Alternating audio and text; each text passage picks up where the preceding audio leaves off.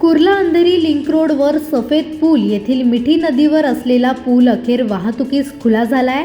स्थानिक आमदार दिलीप लांडे यांच्या हस्ते या पुलाचे उद्घाटन पार पडले।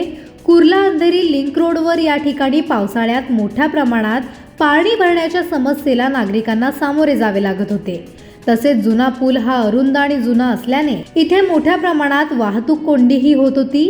मात्र आता हा कुर्ला अंधेरी लिंक रोडवरील हा महत्त्वाचा पूल वाहतुकीस खुला झाल्याने या मार्गावरील वाहतूक कोंडी अतिशय कमी होईल आणि पावसाळ्यातही या विभागाला पाणी भरण्याच्या समस्येला सामोरे जावे लागणार नसल्याचे आमदार दिलीप लांडे म्हणाले आहेत।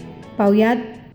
रस्ता रुंदीकरण त्याचबरोबर या पुलाचं रुंदीकरण आणि सुशोभीकरण हे काम हातामध्ये घेतलेलं आहे। गेले 20 वर्षामध्ये जे झालं नव्हतं ते काम या ठिकाणी महाराष्ट्राचे उपमुख्यमंत्री आदरणीय एकनाथ शिंदे साहेबांच्या आशीर्वादाने हे काम आपण या ठिकाणी पूर्ण करत आणलेलं आहे।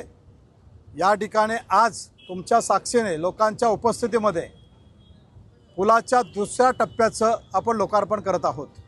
आज लोकांना वाहतुकीसाठी खुला करत आहोत। गेले अनेक वर्ष या नाल्याचं या मिठी नदीचं पाणी या कुर्ला अंधेरीवरती 3 ते 4 फूट भरायचं। आज या ब्रिजच्या उंचीमुळं, या ब्रिजच्या सुधारणेमुळं, या ब्रिजच्या रुंदीकरणामुळं या कुर्ला अंधेरीवरती पाणी भरणार नाही आहे, वाहतुकीचा अडथळा होणार नाही आहे। अशा पद्धतीने ह्या ठिकाणी व्यवस्था केलेली आहे आणि एक चांगला सुसज्ज असा पूल लोकांसाठी आज आपण खुला करत आहोत। सर्वात महत्त्वाचा मुद्दा आहे की गेले 20 वर्षामध्ये लोकांना जो कुर्ला अंधेरी रस्ता रुंदीकरण पाहिजे होतं ते झालं नव्हतं।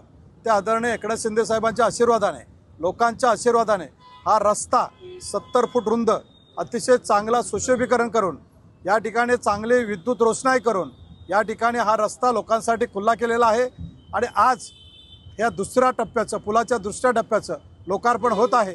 हा लोकांचा विश्वास, लोकांचं सहकार्य आणि आदरणीय एकनाथ शिंदे साहेब यांच्या आशीर्वादाने होत आहे।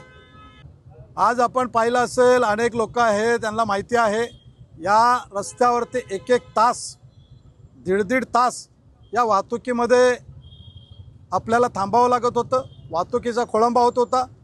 त्यामुळं आत्ता या रस्त्यावरून मुश्किल से 15 ते 20 मिनटामध्ये आपण साकी नाक्यापर्यंत जात असतो।